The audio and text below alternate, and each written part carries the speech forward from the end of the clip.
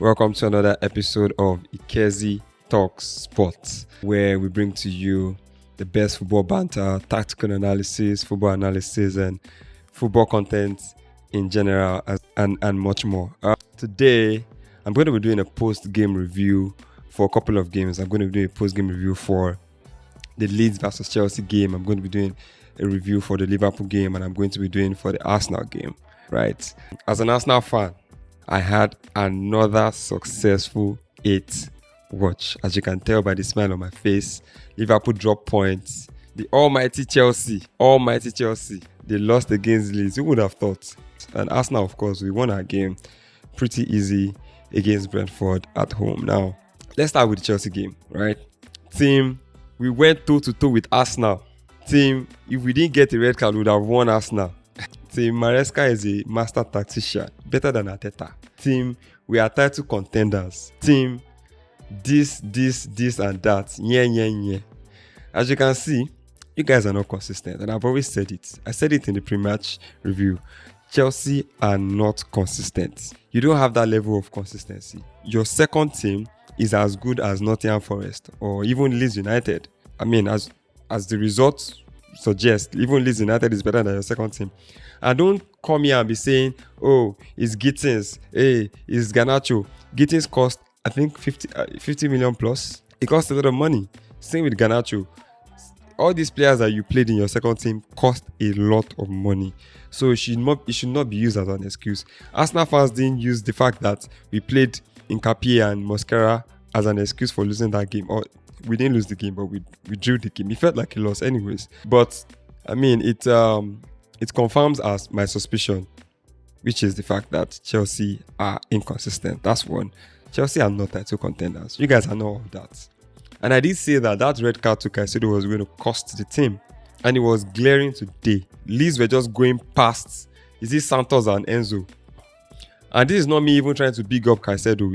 Like I said, he's not world class. A world class player will not be playing like an animal the way he played against Arsenal before he got red carded.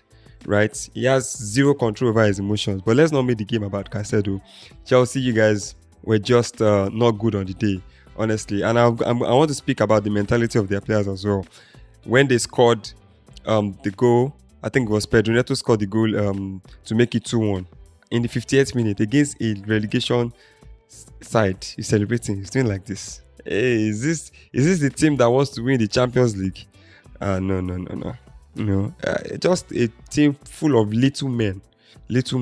I saw a clip after the Arsenal game where I think it was Enzo, Cucurella, and Fofana trying to bully Madueke. Now I don't know. I don't know what the context is. I don't know if Madueke had maybe he was bragging before the game or whatever. I honestly don't care. But the fact that they were acting, yelling at him, trying to rile him up in the game, I just felt like, come on, this is just it's little man behavior. You guys are supposed to be the team that's supposed to be like contending, the team that looks mature, but acting like boys all over the pitch because of what? Chelsea were bad on the day. Leeds were simply just too much for them. If we're looking at the ratings of the players, I think the entire backline, terrible. I don't recognize this Cucurella 6.1 rating, Badashir 6.1, Tosin 6.2, and Chaloba 6.1. Terrible. And I said it the other day. They were coming for me. I said, I'm not convinced with your defense. Yes, you guys know how to turn up against the big boys, against the likes of Man City or Arsenal or Liverpool or whatnot. But when you are playing all these small teams, you guys are trash. And that happened today. Look at the defense. Tosin, terrible. Chaloba, terrible. See Sanchez that was acting like peak Noah against Arsenal Sunday. Terrible, between the lines. Right? Chelsea had majority of the possession. But if you look at the expected goals, Leeds had 2.82, Chelsea 1.11. That should tell you, the story of that game. Leeds had 17 shots compared to Chelsea's 14. And, they had, Leeds were very physical, extremely physical. You guys said you are very, very physical against Arsenal. Now you've met your match. Leeds United.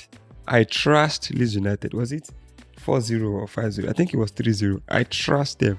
Although it was at the Emirates, when I get to Elland, I'm going to beat them. It's not a matter of this is the league of the big boys, not the small boys. As you can see, your Crystal Palace, Sunderland, Aston Villa, Brighton, those are the teams that are in and around Chelsea on the league table. That's your level. You can't be comparing yourself to the likes of Arsenal or Man City. Aston Villa, Crystal Palace, Sunderland, Brighton. That is currently your level. I don't want to hear no comparison. I don't want to hear no Caicedo is better than Declan Rice. I don't want to hear no Enzo is better than Odegaard. I don't want to hear no Estavao is better than. I don't want to hear it. Your level, go and check the league table.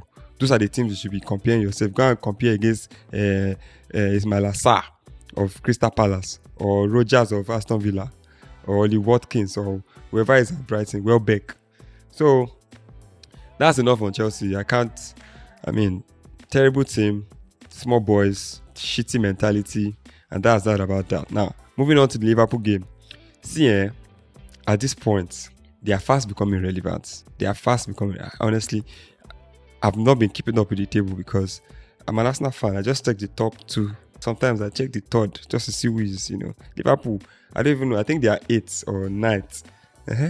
They are 8th, 22 points. They are with Manchester United, Brighton ahead. That's their level. Man U, those are the people that, and everybody knows that Man U, they are not disturbing anybody this season. They are just there to make up the numbers. So I think Liverpool are joining Man U in that regard. But on a serious note, I think Arne Slot needs to find a solution to this setup. I know I said in the previous episode that they got things wrong in the summer, which has caused a ripple effect as to where they are right now, and it sparked a lot of debates. I'm going to bring a Liverpool fan, a friend of mine, on the show later this week so that we can debate that. However, I believe that Arne Slot needs to find a solution. He's risking getting sacked. If he continues with this type of result for the next 2-3 games, I think he is going to get sacked, right? So offensively, they have been really poor. And Sunderland are a very difficult side. They are very physical. When we went to the Stadium of Light, when Arsenal went to the Stadium of Light, it was a difficult game. Although we could have won the game, they equalized in the 96th minute or thereabout, but it was a very physical game.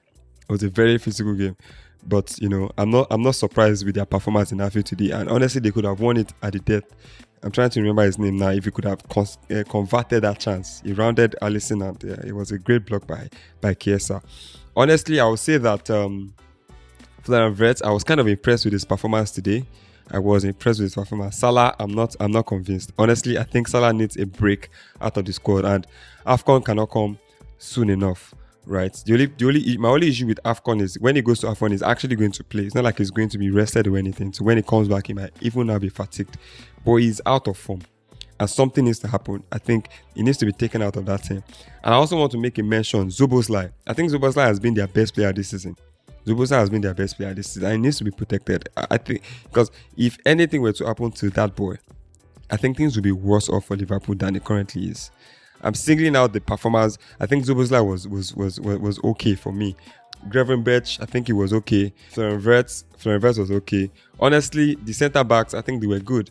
It was just an unfortunate goal that they conceded, right? It was a deflection. I think he deflected off Van Dijk. But like I said, I think defensively as a team, because there were times when Sunderland were attacking with the ball and I felt like they were going to score. So I think Liverpool, they are a lot fragile when they are defending, and that's something Arne Slot needs to work on. I don't think they have it bad in the attacking phase. I think they will still get it. They have brilliant attacking players, but you see that defense, there's been a lot of shifting around, trying to figure out what works best. Sometimes Keke starts, sometimes Robertson, sometimes it's Szoboszlai at right back, or I know that right back has been plagued with injuries. I think this game it was Gomez that started, right? But I think that Arne Slot needs to find a solution for the nearest future, at least for the next couple of games, next 7 to 8 games, so that they can rack up some wins in this period. Because if they don't, I think he's going to get sacked. And honestly, I don't know why Chiesa is not playing. For someone like Salah is underperforming. He's not playing well. Someone like Gakpo, he has been inconsistent, right? Their wingers have been inconsistent. And I don't see any reason why Chiesa shouldn't be getting a nod to start a Premier League game of football for Liverpool, considering the fact that he was actually Arne Slot's first signing. I don't know what the numbers is, but I think he has started a very low number of games, especially in the Premier League. So I think that boy needs to play. And Slot needs to try something new out, so that he can overturn the fortunes of the club. Like I said, I'm not really bothered about where they are on the table. They're not disturbing me. We're probably like 9 or 11 points clear of them at the moment. They are 22 points, so I would say, and then we are 33, so that's 11 points. Wow. They're no longer in the title race. And the next couple of fixtures, they're playing Leeds away, which is going to be tricky. Obviously, Leeds just beats Chelsea. They're playing Inter Milan away. Inter Milan are very solid defensively, so I expect that to be a tough game. Then they're playing Brighton at home. Brighton, we all know, it could potentially be a very high-scoring game of football. I think the only game that it looks like is sure that they're going to win is the Tottenham game, which comes after the Brighton game. As we all know, Tottenham, they're trash. I'm not going to even as little as suggest that Tottenham will beat anybody. Tottenham, they're just trash. Anyways, moving on to the Arsenal Brentford game. As you can see, I'm smiling, and it's only right that I do Arsenal last. Right, I've discussed the opposition, I've discussed my enemies, I've discussed my ups. Now let's focus on my club. You see this amazing club. Let's focus on that. You see, it was a very dominant performance from Arsenal, a very much rotated squad. And I think that this win, is a perfect win to bounce back from the draw against Chelsea. And that draw felt like a loss, honestly. I think the players were deflated, the fans were deflated, the manager was deflated. Contrary to whatever the narrative on social media, Arsenal actually wanted to win that game. Yes, it was one of our worst. I think it was probably our worst performance of the season. But the fact that we were able to come out with a draw at Stamford Bridge says a lot about the mentality and the attitude of the team, right? So now the game against Brentford, 2-0, win. It was a well-rotated squad. Ben White started, for the first time in like 2 or 3 months.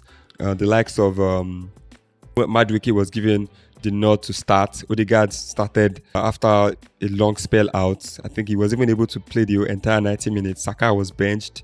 Same with Eze. Eze was also benched. Timber was rested, although he had to come in for Mosquera, who was quite unfortunate to get the injury, by the way. But I thought that, even before he got injured, himself and Nkapie, they were brilliant. And it was really refreshing to see Odegaard back, because I think Odegaard really helped the defense in that build-up play, in progressing the ball, which was lacking against Chelsea. I thought at times Nkapie and Mosquera, they were kind of shaky, right, and losing confidence in that regard. But Odegaard was there to support and help with the build-up phase, and that's the job of a captain. That's the job of a captain. It was a really dominant performance. Arsenal had 15 shots compared to Brentford 6. The expected XG was 1.72. Brentford barely had anything, 0.34. Right. It was a pretty dominant performance. I want to single out Madueke. I think in the first half it was impressive, but his performance started to drop. I think it was after I took a couple of corners that didn't and crosses that didn't go as expected, and he was snatching at chances and making bad decisions. So, and I think it was a great move for Arteta to sub him up at the 60th minute, right? Affording Saka the chance to come in and get some minutes and also provide us with the goal that secured the 3 points for us, right? So I also want to talk about Mikel Merino. Boy, I was one of those that I was against Mikel Merino. You won't believe it. When we signed him last season, I was like, why are we signing this guy? He's too rigid. He's too this. He's too that. But you see, boy, was I wrong. I think right now, Mikel Merino is Arsenal's most important player. And that says a lot. Imagine challenging the likes of Gyökeres, Jesus, and possibly Kai Havertz for the number 9 position. This year alone, Mikel Merino has got 13 goals for us. He's our highest goal scorer. He's Arsenal's highest goal scorer in 2025. Followed by Trossard, who has 11, Saka, who has 10, and I think Martinelli, who has 10 as well. So that says a lot. And I think that the fact that he's able to put in these performances, another goal today, another assist today, he was simply brilliant and unplayable. Right, and it was really nice to see, the likes of Gyökeres come in as well to get some minutes. I would love to see Jesus get some minutes as well. Hopefully we can see that in the Champions League game next week, or maybe I doubt he will play at Villa Park, but in the Champions League game next week. Also, when the game was at 1-0, there was a save that Raya made. I thought that save was brilliant to keep us with the lead. It was a brilliant save, and that's why Arteta has trusted him thus far. People say, oh, he's not busy, or because the defenders are solid, he's not really getting any shots. But the truth is, whenever these shots come, whenever he's being called upon to make these important saves, he always turns up. And that's why he has the number of clean sheets that he has, at the moment. So I thought it was brilliant. And great performance all around from the boys. Brilliant performance. It's good for the confidence moving, to the next game, which is at Villa Park. As we all know, Villa is a very, very difficult place to go. An extremely difficult place to go. And also Aston Villa, they're in form. They've won 8 of their 9 games in the Premier League. So that says a lot. So it's going to be a tough game. But like I said, we have players that are rested. I wanted to see Declan Rice rested, but Arteta chose to start him, and he got a knock towards the end of the game. I hope he's nothing serious. It was pointing to his calf, but Declan Rice being Declan Rice, I know he's going to want to be fit, for that game against Villa, because we're going to need him. We are definitely going to win him. But we're in a great position. I think we are like 4 points, or sorry, let me check that real quick. So 5 points ahead of City in second place. A beautiful position going into the weekend to play Aston Villa. And our next couple of fixtures, I think, honestly, they are very easy fixtures. Aside from Aston Villa, no disrespect to Club Brugge, we should be beating Club Brugge in the Champions League, even though it's away. Then after that, we play at home to Wolves, and we go away to Everton, which is going to be a tricky game. But Everton, they've been very, very inconsistent this season, so I expect that we would, win the game. So, anyways, that is the conclusion or the wrap up of the review of the games that were played, the Premier League games that were played this midweek. If you like this content, please share, comment, share your views. If you disagree with any of the things that I said, especially especially on Arne Slot and what he needs to change to better the fortunes of Liverpool at the moment, or Maresca, if you think that him rotating the squad is not something he should be doing at this moment, trying to play his best team as often as possible so they can rack up the point and be in a good position by February, or if you think that Arsenal is a fugaz, we are not going to win the league, we're going to bottle it, whatever, I'll drop everything in the comment section, and I'll try my best to reply as much as I can. So thank you guys for sticking this long for this episode. See you guys after the next round of episode and the next round of fixtures this weekend. Bye.